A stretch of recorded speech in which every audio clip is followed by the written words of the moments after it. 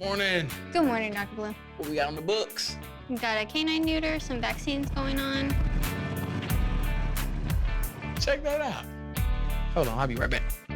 I love this client. He's got a motorcycle shop here in town, and I just neutered his 1.5-year-old cat Salem last week. How's he doing? He enjoyed the ride, just cruising along, enjoying the breeze. Good. I need to figure out how I can get back on mine. It might need some jumper cables to kind of start up. Oh, please don't use jumper cables. It's been about a solid year, honestly. Okay, so we got that. I'm an MD, a motorcycle doctor. You are a vet doctor, okay? I can handle the motorcycle. We can get it. All right, let's go here. Let's bring him on in. So how's he been since the neuter? He's done real well. He's eating, drinking. Let me look under the engine. Oh. You like that Check mechanic under the hood there. Check under the hood. Want to make sure that the scrotum sac looks fine, which it does. There's no swelling there. He's not painful about it at all. No discharge. It's actually starting to contract pretty good. I think we're good to go, honestly. No misfire here. So what kind of bike are you riding? I'm riding a 2002 750 sport bike. I know you said it hadn't been running in a year or so, Yeah. Was it running when you parked it? Yeah, but it won't start up now. My brother, he bought a new bike, and we supposed to ride together, and just between business, the kids, it's just been one of those issues. I just want to get back on it, have a little fun with it, I just need you to get it back together for me. No problem. I want to just come on by and get it checked out so I can get back on the road. We'll make arrangements and get it taken care of. Thank you, Dr. Blue. Appreciate it very much. Hey, it's my pleasure. I'm glad you're happy.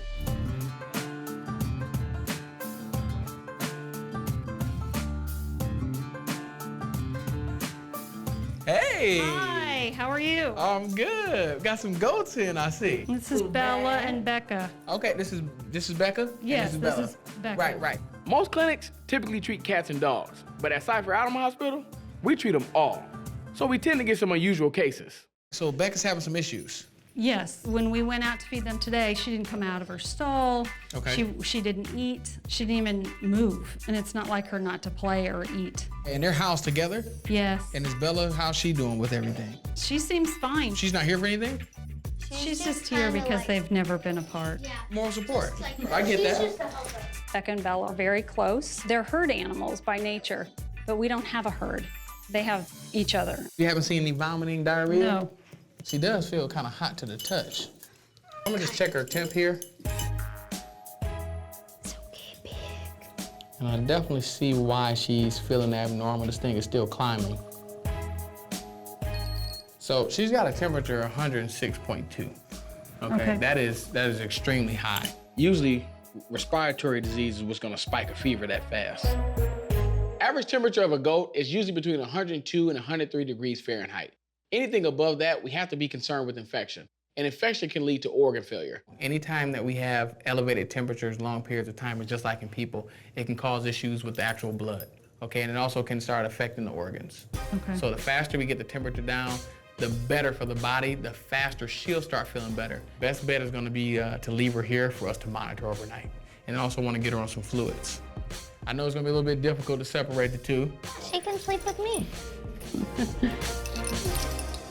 Hey, Bella, say goodbye to your sister. She kind of knew what that meant, too. Thank you very much. You're very, very welcome. You'll hear from me shortly, okay? All right. All right. Hi, Bekka.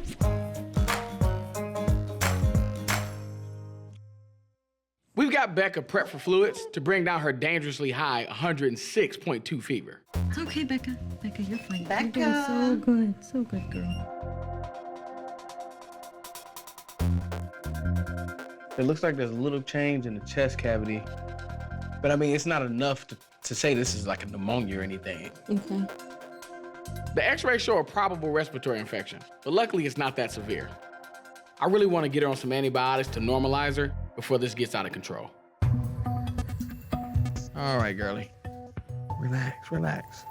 The major difference between treating a dog and a goat is you're dealing with a different GI system, which is their gastrointestinal system. Stay still. All right.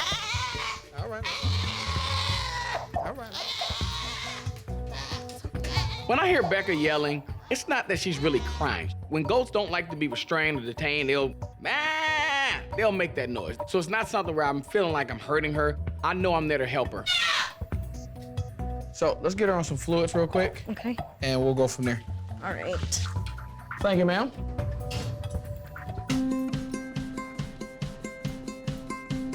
Let's go, girlie. Bekka the goat came in here with a high temperature. We got her on some medication and fluids to get her temperature back to normal. Hello. Hello. Hi, Bekka. Hi, baby. Well, look at there. Happy to see you guys. Hi, Beck. I think the main thing that transpired here was a respiratory issue that led to high fever. We saw a small change in the lung fields.